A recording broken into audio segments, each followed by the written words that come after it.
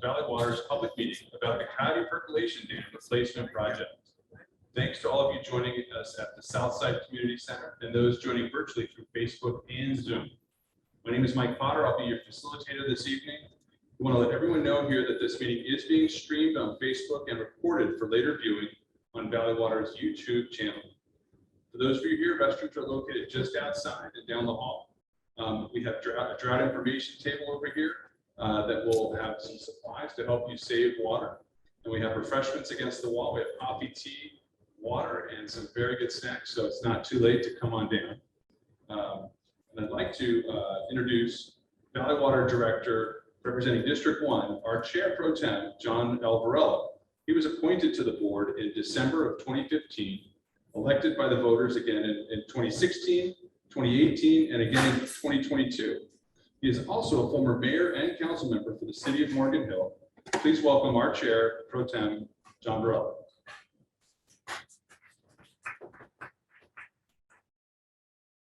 Thank you, everybody. Appreciate being here with you. Thank you, Michael, for that nice introduction. Do we have any board members joining us online? If you are with us, thank you, board members, for being here tonight. And also, I'd like to take a moment to recognize some of the publicly elected officials. We have a representative from Congresswoman Zoe Hoffman's office. There's here with us tonight online, and also a representative representing Councilmember Sergio Jimenez. So I'm sure you've heard about Valley Water's work on Anderson Dam, located in Morgan Hill, and that's where I live. The seismic retrofit Anderson Dam is our top priority. That will help us protect our regional water supply, ensure public safety, and provide environmental benefits. There are many components to the project this big. The replacement of the Coyote Protection Dam is one of those projects. We're going to replace the steel dam at the Coyote Percolation pond with an inflatable rubber dam. This work is scheduled to the summer of 2023, but we felt it was important to get the message out to you early so we get ready to plan our work. The project team will get into more details on this connection to the Anderson project. They're ready to answer any questions you may have at the end of the presentation.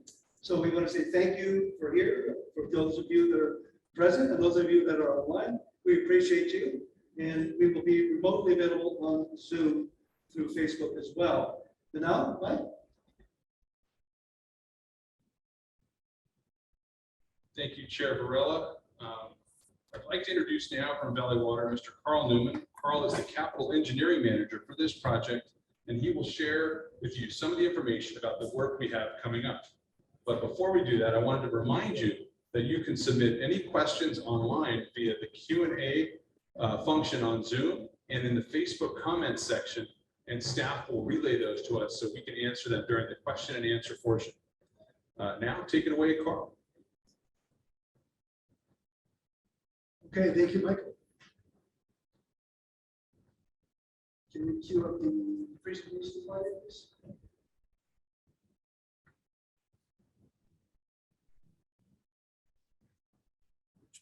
This one, that one.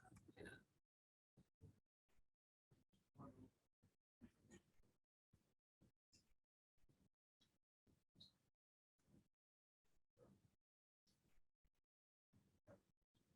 Okay, thank you, everybody.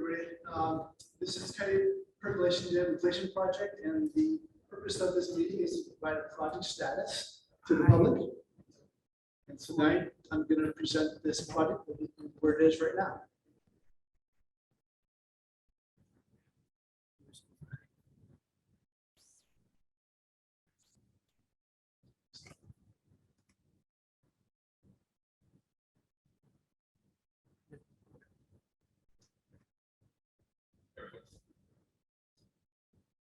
And here we have some information about the webinar links to use for either Zoom or Facebook to log into this meeting. And some more Zoom webinar instructions to follow along if you're in this meeting remotely. Okay, so the purpose of tonight's meeting is to first we're going to describe the project. Next, we'll explain the project elements, and then we'll go into the project schedule so you know what's coming in the future. Next slide. So here's our meeting agenda. We're first going to talk a little bit about Valley Water and where our mission is, and then we'll talk a little about the projects, get into the objectives, the background, discuss the product design elements, and talk about the schedule, and then we'll go into how we'll communicate with the neighborhood, and also how the neighborhood can communicate with us. And then if we could leave the questions to the very end of the presentation, we'll go through a Q&A session.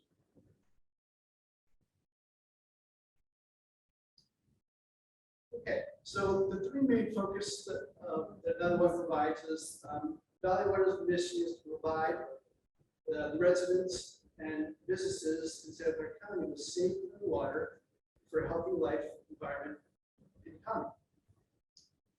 As the flood protection agency for Santa Clara County, Valley Water invests and builds projects and programs to help protect the lives, homes, and businesses. Our third focus area is being good stewards of the environment.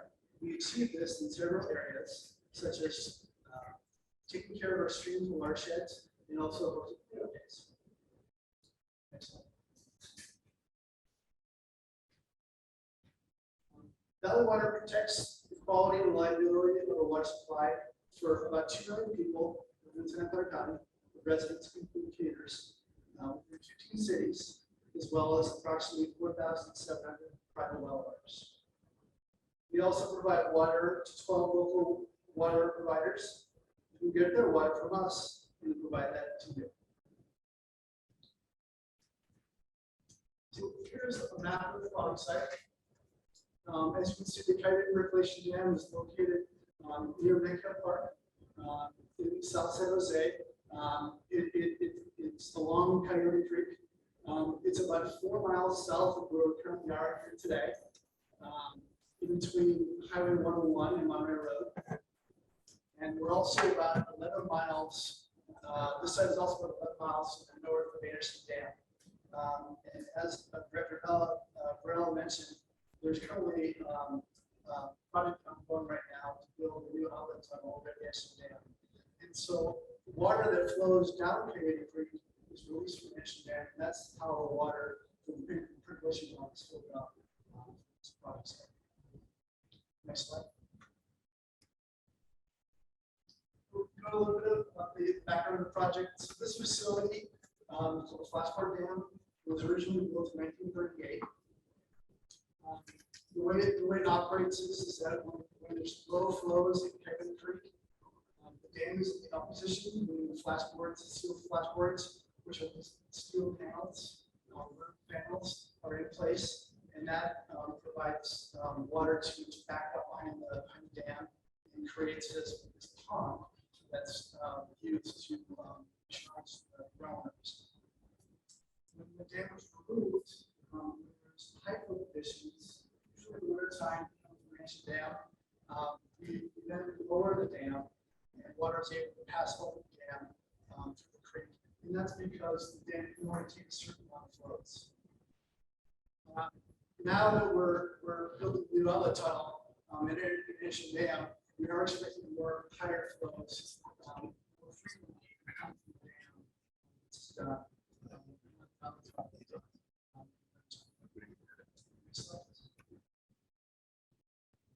I wanted to talk a little bit about what is a recharge pond, what is a percolation pond. Basically, what it is, it's a way for us to have water in the groundwater table, so that we maintain that groundwater table. As I mentioned, there's about 1,700 private well owners.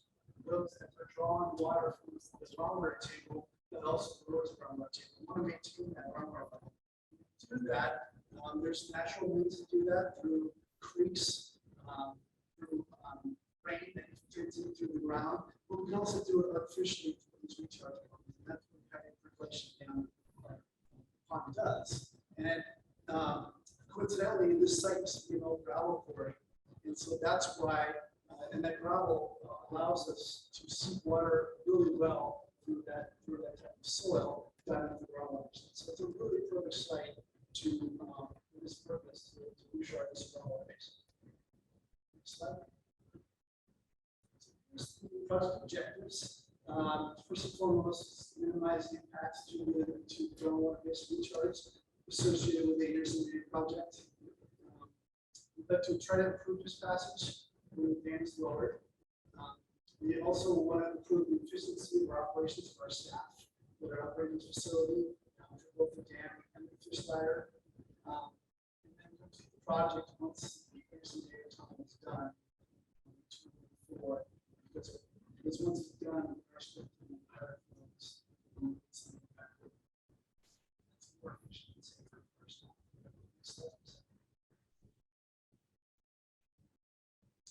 So to accomplish those objectives, these are the project elements. We're designing the product to replace existing steel flashboards, and that's in that picture on the right. You can see the steel panels, vertical panels that are there right now. We're planning to replace that with an inflatable rubber dam.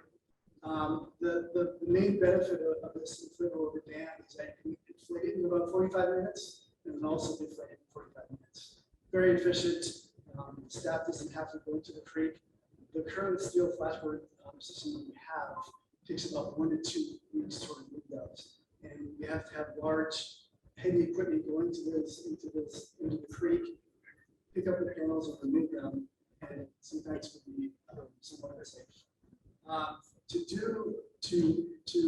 build a new rubber dam, we have to build a new dam foundation to accommodate that rubber dam. So we'll have to demolish the existing foundation and build a brand new one. We're also going to be replacing the existing weirs in the fish ladder with new adjustable weirs. And later on, I'll describe what weirs are. This is kind of a technical term.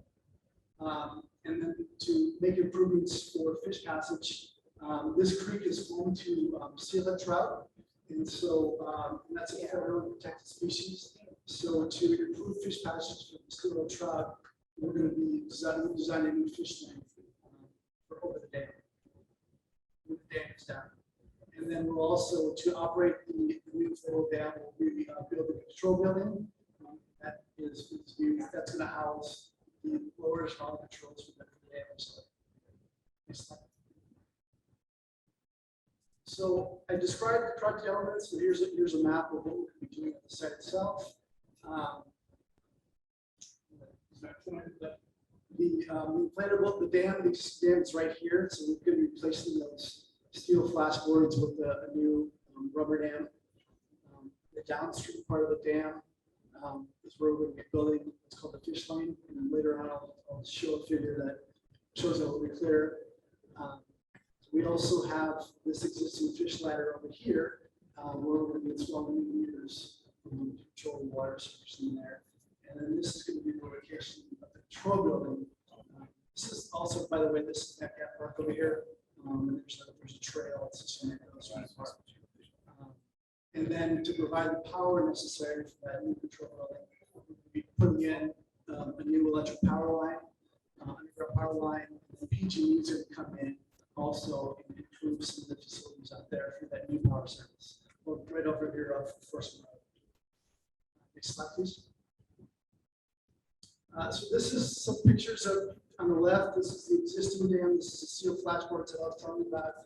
This is the existing foundation for that dam facility. So all this is going to get removed. This abutment over here on the left side is going to get removed. And this is a picture, an example of a rubber dam. It's going to be the same color, the same shape. This is over at Elton Creek that was recently built. Next slide. This is a figure that depicts what the fish lane is going to look like. This is from our modeling.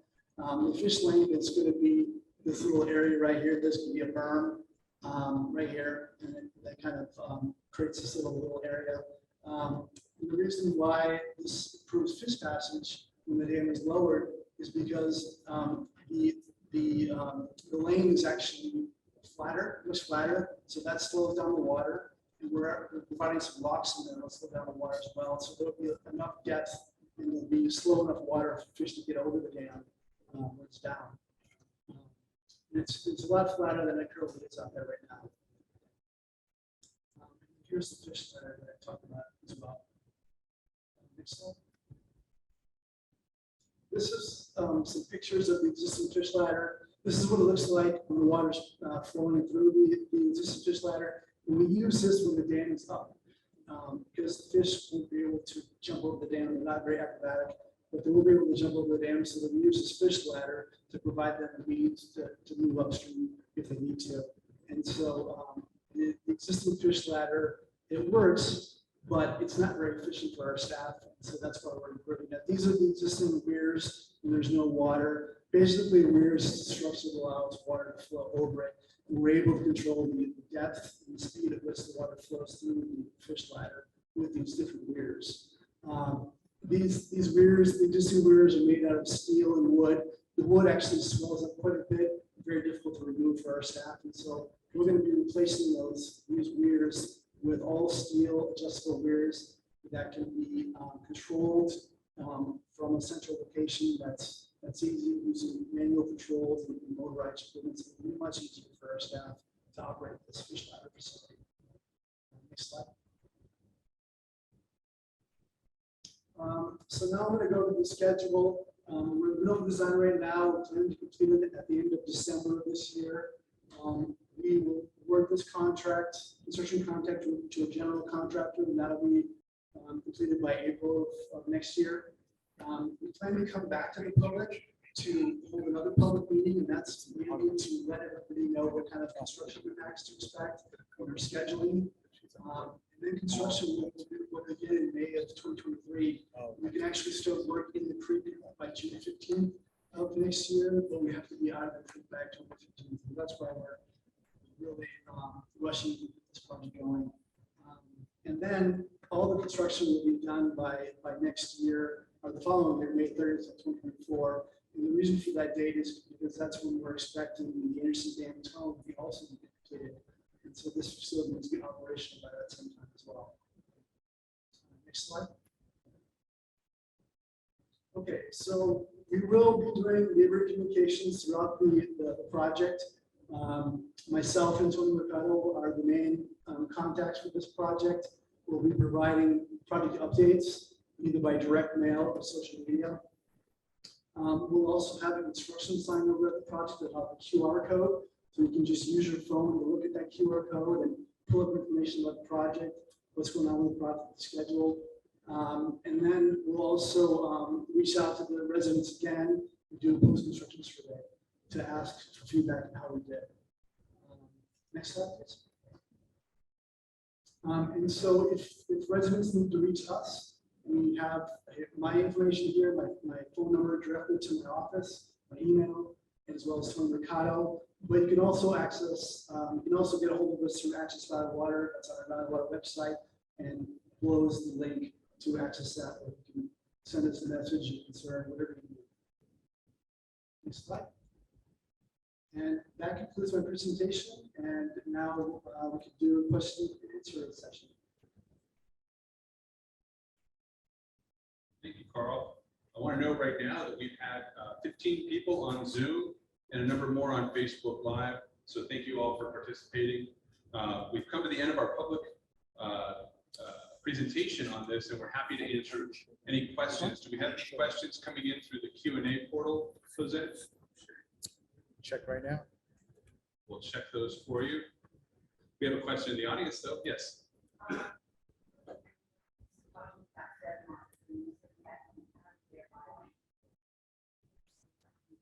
Oh, great question. The question was, we said we had to be out of the creek channel by October, but we didn't say what year. So, Carl, can you respond to that? And why? Yeah. The reason why we're going to be starting on June 15th of the year and finished by October 15th. And the reason is that's the same year of 2023. And the reason is because we have permit conditions from our regulatory agencies. Mostly it's to protect fish and also water quality, because once it starts raining, construction materials working in creeks can really impact the quality of the water. So that's why it's raining. It's also convenience condition. So we're supposed to be out. So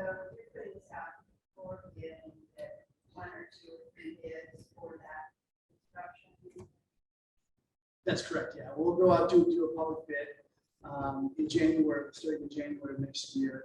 And contractors will put together their bid package.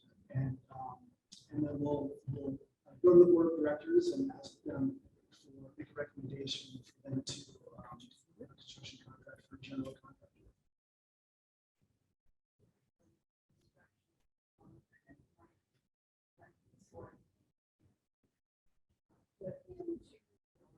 Recording in progress. For from completion of asking October. What can you do about that? Yeah, we do have provisions in our contracts that if the contractor is not able to complete in time, there will be monetary damages to the contractor. It's things that were within their control. So those are sort of some of the things that we put into our contracts to make sure they do it in time. We put in milestones, and there are damages associated with not completing certain elements of the work within those milestones. That answer your question? Yeah. Okay. Monetary damages.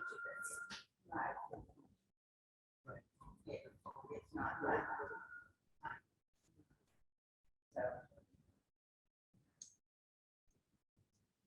So the other part of this is the bladder dam, I believe, Carl, can that be installed sooner than next year, before the end of October, or before the work is done in 2024? I thought we were certain that the bladder dam itself could go in, but there's additional work to be done through the March of the next year, right?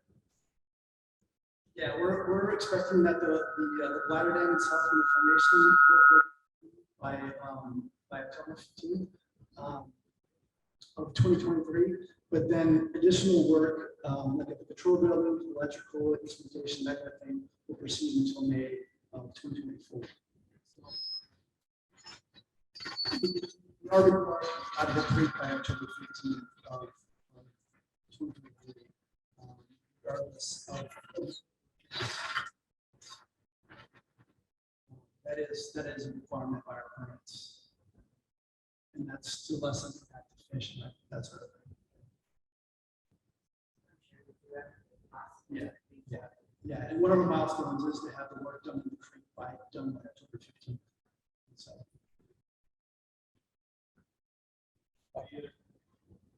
Carl, Thank you for that. Do we have a question online, is it? we do. Ruth? Ruth, go ahead and unmute yourself and ask. How about we just, Another mic. It's turned off. what I'd love to have is if we could get Ruth's question in writing, and then we'll read it to everybody else that's participating online, and we'll answer her question. So if you could use the chat function or the Q&A portal, we will be sure to respond to your question, Ruth. We did receive a question from Gordon. He's asking if the presentation will be posted to the project webpage. Absolutely. We're going to put this on our YouTube channel and link it to the project page. And you'll be able to relive this community meeting as many times as you'd like. But you won't be able to get the cookies unless you're here in person.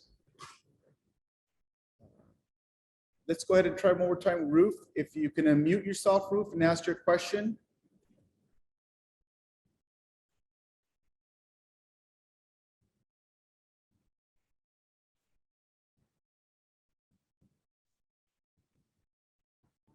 Ruth, can you unmute and we can ask your question?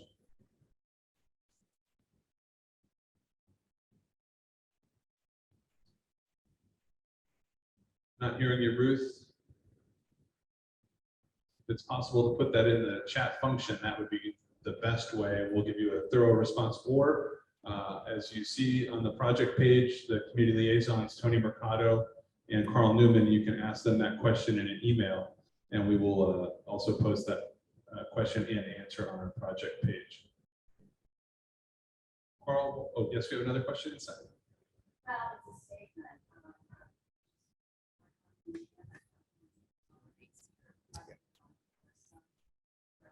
Yes. That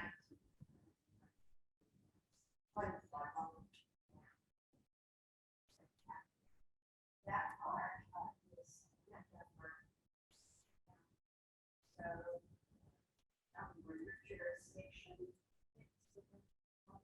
Great question. I'm going to restate it for the folks watching online. Question was from a resident in the California Maison condo development. Really likes the pond as an amenity. There's a park there that's a joint city and county park. And where does Valley Water's responsibility take over? I'm going to assume, Carl, that it's the creek part and the pond, right? Yeah, good question. So the facility itself comprises the dam and some of the roadways. We do have land rights over there, and we call it easement, which basically means that we're not the property owner, but we've obtained rights from the property owner for certain functions. In this case, it's for the dam itself. We've also acquired some land rights on a temporary basis during construction from the county. And also we have some other agreements in place that we're able to do the construction of this project that we work with the county. What about the city, where the city's land? The county owns all of the park over there. The city has owns land within the streets. And so we're not going to be doing any work in the streets. However, our contractor will be using local streets for access. And so they will need to get a permit from the cities to use those local roadways for access to the project site.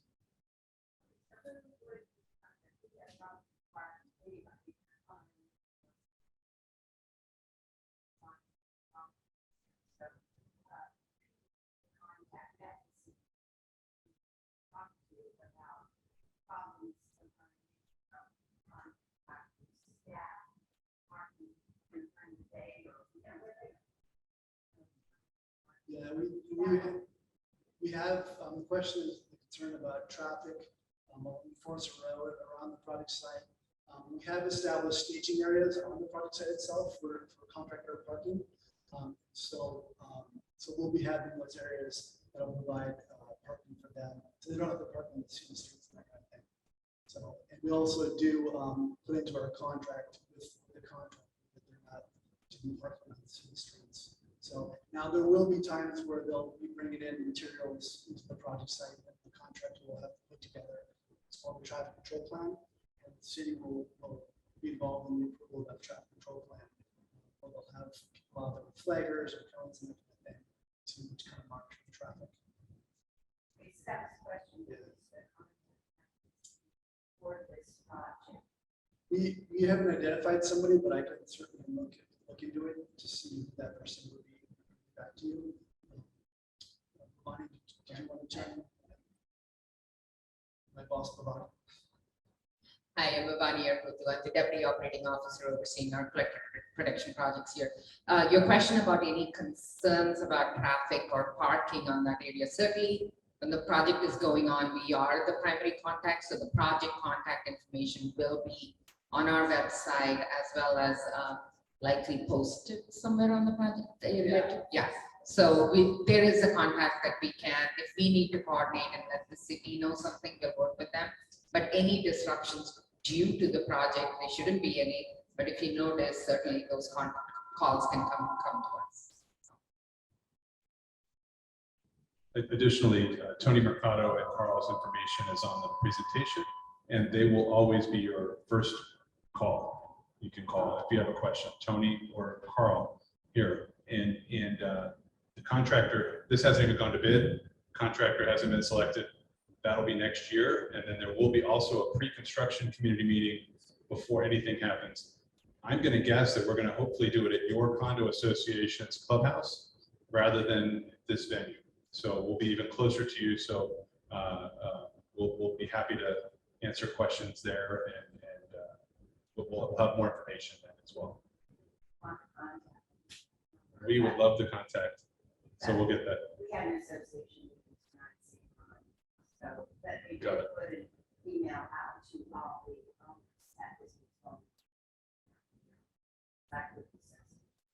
Well, hopefully we have better snacks and we have drought supplies. So you made the wise choice, but we are so happy you're here with your Protect Coyote Valley shirt as well. Any other questions online, Jose? Yes, we do. We have several questions here. Great. The first question is from Gordon. What would cause the scheduled completion to be delayed or stretched out? So the question from Gordon is what would cause the scheduled completion to be delayed or pushed out?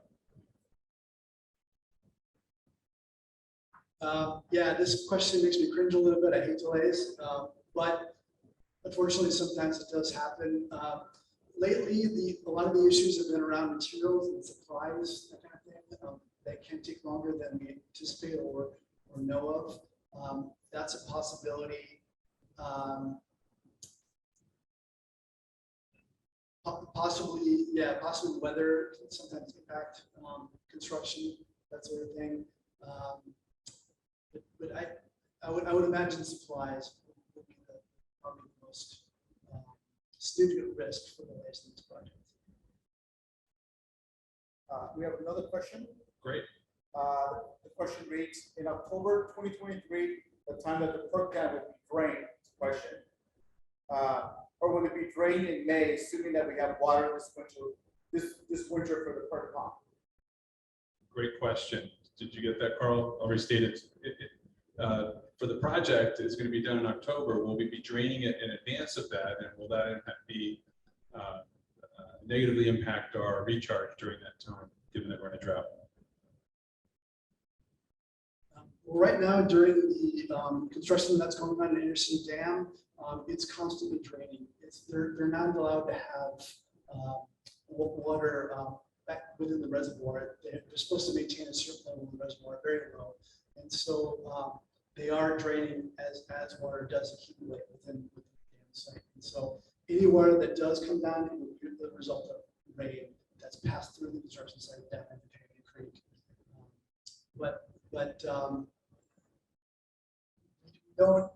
Once the rubber dam is in place, the rubber dam is going to be in the down position until we get all the controls in place. And at that point, we'll be able to, water does come down in the system, we'll be able to raise it up to allow percolation and all recharge. Great, thank you. Another question, Jose? Yes, we have actually a follow-up question, which you might have answered already. It says, if the perk pond is filled, in what month will it be drained, and when will it be refilled, assuming there's sufficient water? So the inflatable dam will be used unless there's a rain event that we have to reduce. There's going to be greater capacity than the percolation dam can contain. So it would be during a rain event or when Anderson had so much water that it needed to be released, right? So it's not anticipated to go up and down on a monthly basis, right? It would be weather related. Does that sound right? Yeah, that's correct. The new rubber dam, once it's fully installed and operational, won't be raised until after that May 30th of 2024. We wouldn't have a condition where we would expect a lot of water to come down until the winter months when it's raining. And so likely in October into April is our rainiest times of the year. And we do get rain that does come down from Anderson Dam. We would raise the rubber dam, and that's when we'll be able to do recharge at one of our bases. And Carl, you told me, I believe in one of our briefings that the inflatable dam can be raised or lowered in less than an hour. Is that the current? It would take up to 2 weeks to lower the dam. So this will be much safer and quicker and able to anticipate that storm. So, which is a huge justification for the project. Any other questions, Jose? Yes. What is the budget for this project? Great question. What is the budget for this project? Yeah, it's about $15 million right now for design, construction management, and construction contract. It's about $15 million. We have another question that came in regarding, follow-up question also regarding the filling of the ponds. Is this, if we have enough rain this winter and the perk pond fills this winter, when would it be drained to start the project? If we have a great rainy winter and the perk pond fills up, when will we drain for construction? Great question. Well, if it does rain, the rubber dam is still going to be the down position, so water would just pass over the dam. You probably get some percolation and some standing water, but it'll just keep on draining down Coyote Creek, down to the bay. We anticipate taking the current dam. Oh, the current dam will come down starting June 15th of 2023. Yes, yes. So once we have our permit to operate in June 15th, we will take the dam down to do the work, but not until then. Weather permitting. Any other questions, Jose? Or any in the audience? These have been good questions. Yes. We have to be part of it, that there are a lot of along.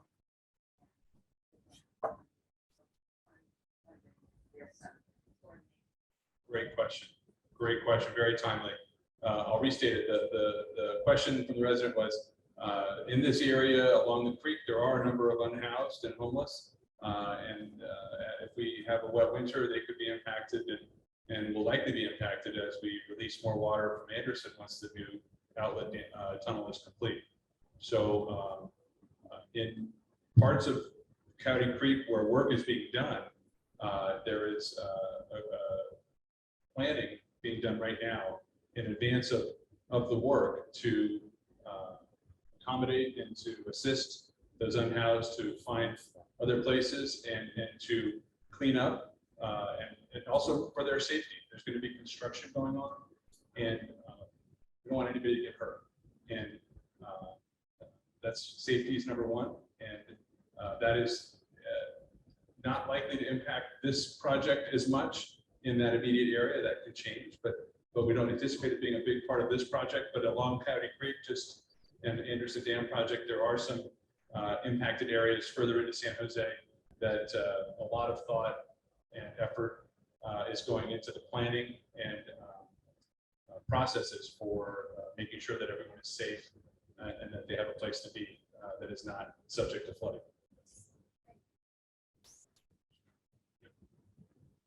Yeah, we haven't seen too many homeless. We haven't seen any homeless people actually here at this project site. So the risk is fairly low, but you never know. I mean, a lot can happen within a year from now. If we do have homeless people that are living at the project site, we do have arrangements with the city of San Jose, with the local law enforcement to help our staff clear up the sites and displace the homeless people that are at the site.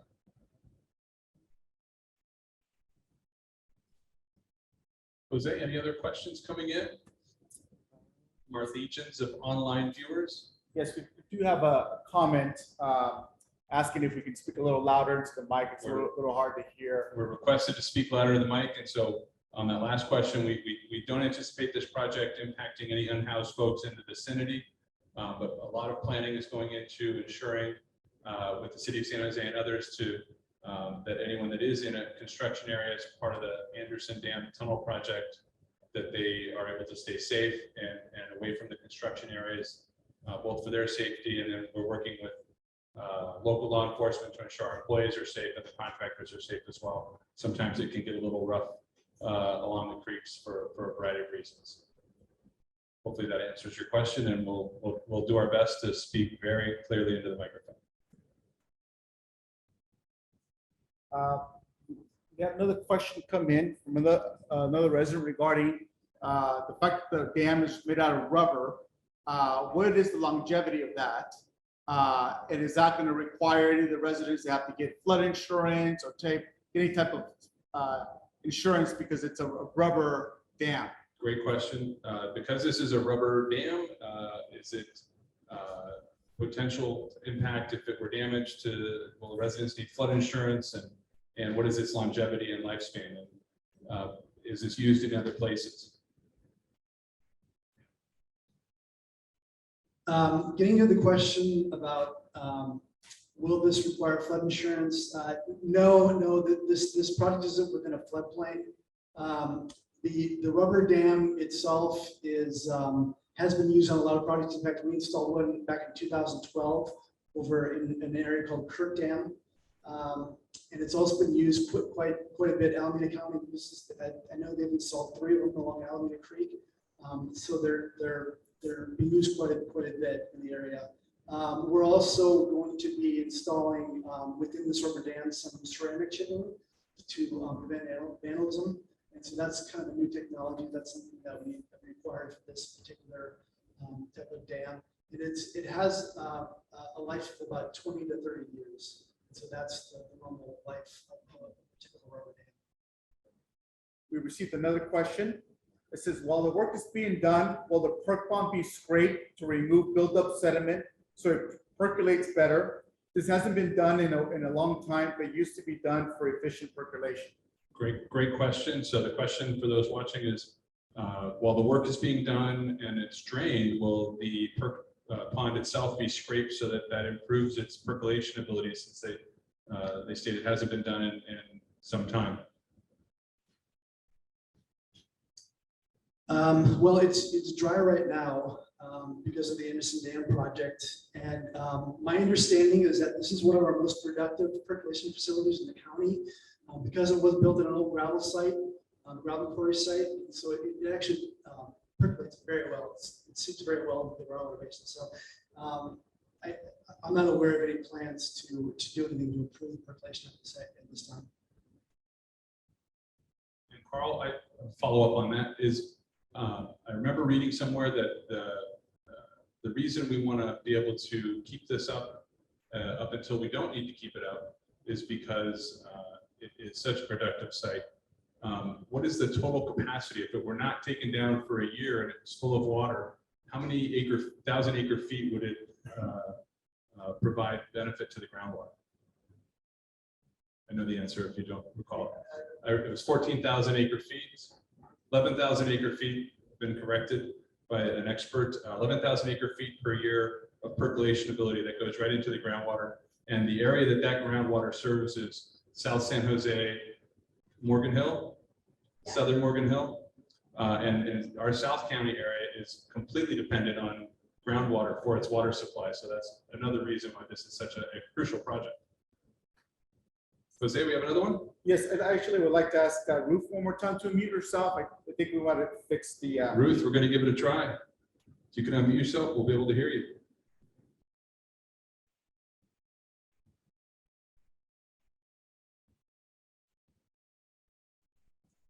Ruth, go ahead and unmute yourself and we will be able to hear your question.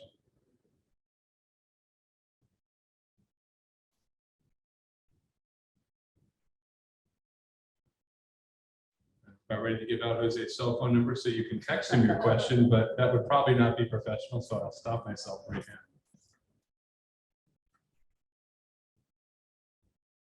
He thinks I'm kidding. Ruth, go ahead and try to unmute yourself. We'll give it the college try here.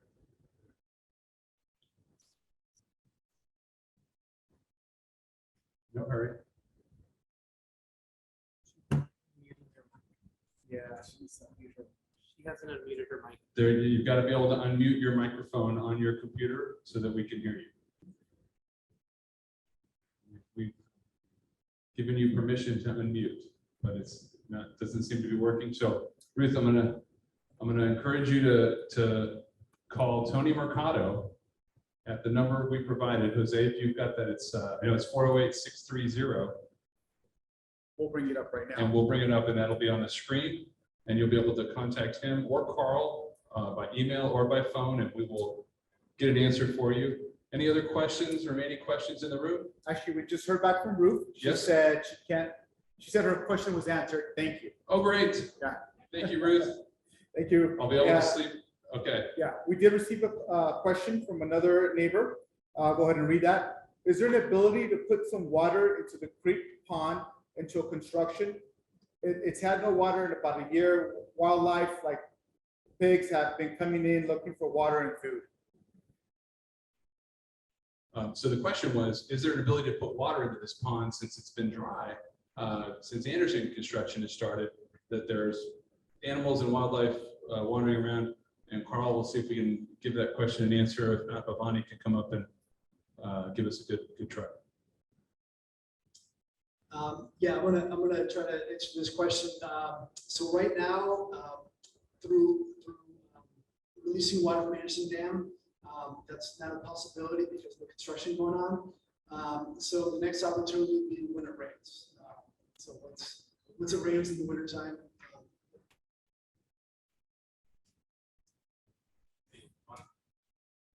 Thank you again, Bhavani here for the Deputy Operating Officer. There is no other ability for us to get the water there unless there is water coming down from the creek itself, that from the Anderson Dam on the street. So because Anderson Dam is now green for the construction, we don't have storage there to bring the water to this area. So we don't have another means of putting water into this pond right now, other than rains. And by drain, that means the outlet at Anderson is completely open and is left open. So it's as low as it can go. There's no additional water coming from that at this time. Jose, any other questions?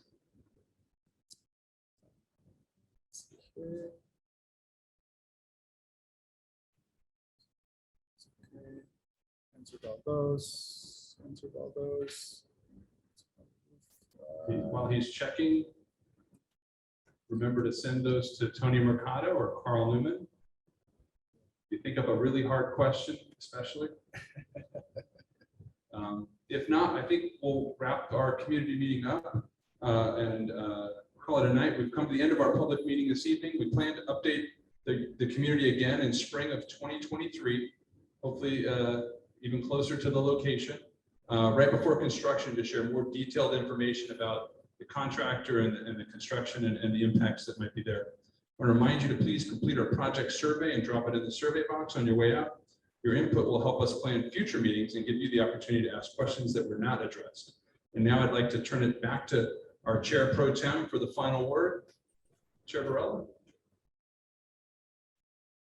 Thank you, Michael. Wow, I really enjoyed listening to these questions. You're paying attention. You understand the immensity of this project. Really want to thank all of you that participated in this meeting tonight.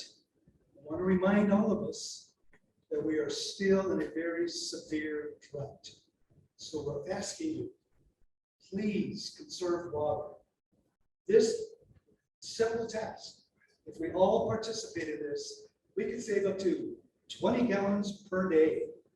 And that's a tremendous amount of water for the 2 million of us that live in this county. So, you see there's some goodies up here. We have a program. If you visit watersavings.org, that site will lead you into all kinds of opportunities for re-landscaping your property if you choose to do so that you won't have green spaces that are unattended. Gadgets that we see up here. We have 5-minute timers for your showers, just many different tools that we can offer you. So we again ask you to visit that site, savingwater.org. So just want to leave you with this message. Just say yes to saving water. Thank you all for being with us tonight. Good night. Thank you. And for those that are still on, Tony Mercado's phone number, 408-630-2342. 630-2342. And there was one quick follow-up question. Yes. That was based on our answer. Does that mean we're not going to be putting any water back into this pond until after Anderson is done? Correct. I think that is correct. Pray for rain, because the water from the rain will go out the outlet and into the creek and into the pond. And thank you. With that, have a great night, everyone.